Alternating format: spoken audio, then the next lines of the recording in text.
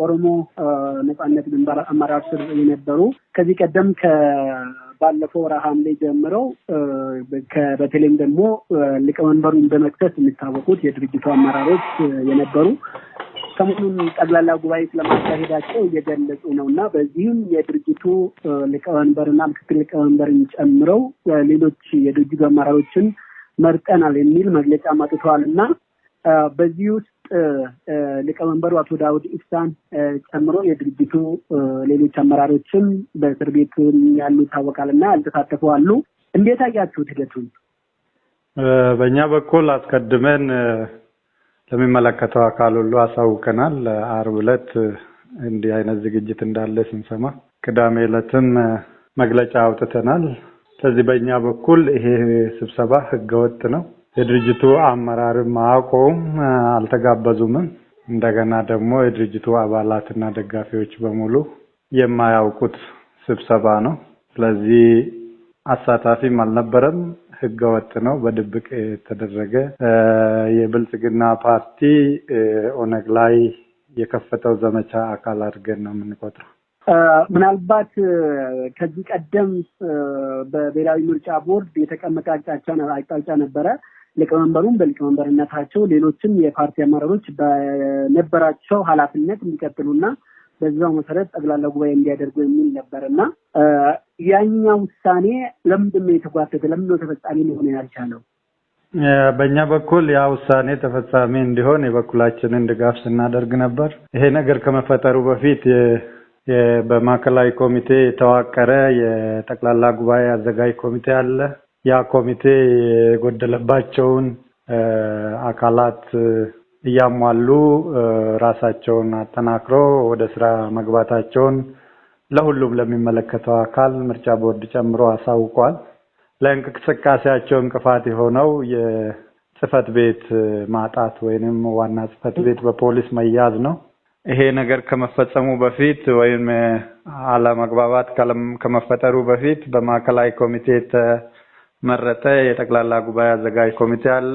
እነዚህ ኮሚቴ አባላት ግማሹ ታስረዋል፣ ግማሹ ከሀገር ወጥተዋል። የቀሩት ግን 4-5 የሚሆኑት ተመልሶ ስራቸውን ማንቀሳቀስ የጀመሩበት ሁኔታ ነው የነበረው። ለነሱ እንቅፋት የሆነባቸው የጽህፈት ቤት ማጣትና የዋና ጽህፈት ቤት በፖሊስ መያዝ እንደሆነ ገልጾልን ያንን በተመለከተ ለምርጫ ቦርድኛም ይሄ ሁኔታ እንዲመቻችላቸው አቤቱታ አቅርበን ነበር። ያ ምላሽ ሳያገኝ ነው አሁን ይሄ ነገር የተፈጠረውና በእኛ በኩል ምርጫ ቦርድም ያስቀመጠው አቅጣጫ በህገ ደንባችሁና በአሰራራችሁ መሰረት ጠቅላላ ጉባኤ አድርጋችሁ እዛ ላይ ይሄንን ነገር የመጨረሻ ልባት ስጡት ነው። ያን በመርህ ደረጃ ተቀብለን የነበሩት ኮሚቴዎችም ወደ ስራቸው ገብቶ ባላቸው አቅም እየተንቀሳቀሱ ነው። በዚህ መሃል እንግዲህ በድብቅ ሌላ የድርጅቱ አባላት ሳያውቁ የድርጅቱ አባላት ያልሆኑትን ግለሰቦች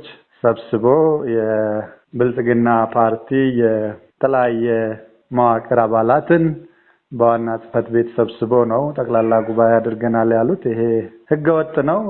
ህግ ካለ እንግዲህ በህግ አግባብ እንተያየካለን። ህግ ከሌለ መጨረሻ አብረን የምናየው ይሆናል። ምናልባት አሁን የኦሮሞ ነጻነት ግንባር በሁለት የመከፈል እድል ይኖረዋል ማለት ነው በዚህ አካሄድ ወይስ በቀጣይ ሊወሰድ የሚችል እርምጃ ምንድነው ሊሆን የሚችለው? ለዚህ እያቋቋምኩ ነው ትክክለኛውን የፓርቲ መዋቅር እያቋቋምኩ ነው የሚል መግለጫ ነው ያወጣ ያለውና በዚህ በኩል ምንድነው በዚህ በእናንተ በኩልም ደግሞ ሊወሰድ የሚችል እርምጃ በቀጣይ? የኦሮሞ ነጻነት ግንባር ግለሰቦች አይደለም ወይንም የግለሰቦችም ጥርቅም አይደለም። የኦሮሞ ነጻነት ግንባር የነጻነት ሐሳብ ነው፣ የነጻነት ዓላማ ነው። ያንን ዓላማ ለርካሽ ጉዳይ እየሸቃቀጡ የኦሮሞ ነጻነት ግንባር ነኝ ማለት አይቻልም። ትውልዱም ይሄን አይፈቅድም። ስለዚህ የኦሮሞ ነጻነት ግንባር ባለው ዓላማ ባለው የፖለቲካ መስመር ተነጋግሮ ልዩነት የተፈጠረበት አንዳችም ነጥብ የለም። ግለሰቦች ግን በተለያየ ጥቅምና በገዢ ፓርቲ ስውር እጆች ተጠምዝዞ የሌለ ከኦሮሞ ነጻነት ግንባር አጀንዳ ውጪ የሆኑ ሐሳቦችን ሊያራምዱ ይችላሉ። ያ በቅርቡ በህዝብ ተተፍቶ መና የሚቀር ነው የሚሆነው። በእኛ በኩል ግን እንደ ኦሮሞ ነጻነት ግንባር የኦሮሞ ነጻነት ግንባር የሚታገልለት የተቋቋመለትን ዓላማ አንግበን እስከመጨረሻ እንቀጥላለን። በህጋዊ መንገድ ህገ መንግስቱ በሚፈቅደው አካሄድ ሰላማዊ ትግል ውስጥ ነን እና ይሄንን ከዚህ ሰላማዊ ትግል ያደናቅፉን በግራም በቀኝም የተሰለፉ ኃይሎች አሉ። በውስጥም እንደኞችን ቀጥሮ እየተንቀሳቀሱ ነው። ይሄ ከዚህ በፊትም ተሞክሮ የከሸፈ አሁንም ወደፊትም የማይሳካ ነው እና የኦሮሞ ነጻነት ግንባር መቼም ቢሆን አይከፈልም፣ ሐሳቡ አይከፈልም። ዓላማ ጽናት ያላቸው አባላቱ አንድ መስመር ላይ ተሰልፈው ነው ያሉት።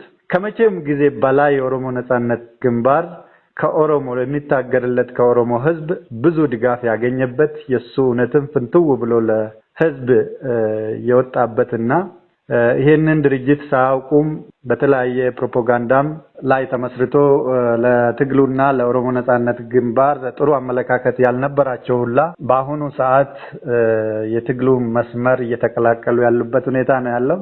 በሺዎች ደምና አጥንት የተገነባ ድርጅት ለሚሊዮኖች የሚታገል የነጻነትን ዓላማ አንግቦ የተነሳ ድርጅት ከነጻነት በፊት የሚከፍለውም ሆነ የሚሰብረው ኃይል አይኖርም ብለን ነው ምናምነው። ለዛም ደግሞ ጸንተን እየታገልን ነው። ወደፊትም ትግላችንን እንቀጥላለን። በህግ አግባብ ግን አሁን የተባለው ነገር ምንም ተቀባይነት የሌለው የሚባለውን በድርጅታችን መተዳደሪያ ደንብም ሆነ በምርጫ ህጉ የተቀመጠውን የአንድ ጠቅላላ ጉባኤ ፕሮሲጀር ያልተከተለ እና አፈንጋጭ በደባና በስውር የተቀነባበረ ሴራ ነው። በመንግስት የጸጥታ መዋቅሮች ሽፋን የተደረገ ሸፍጥ ነው። ይሄ የተጋለጠ ነውና ብዙም የሚያራምድ አይደለም። በጣም አመሰግናለሁ አቶ በቴ።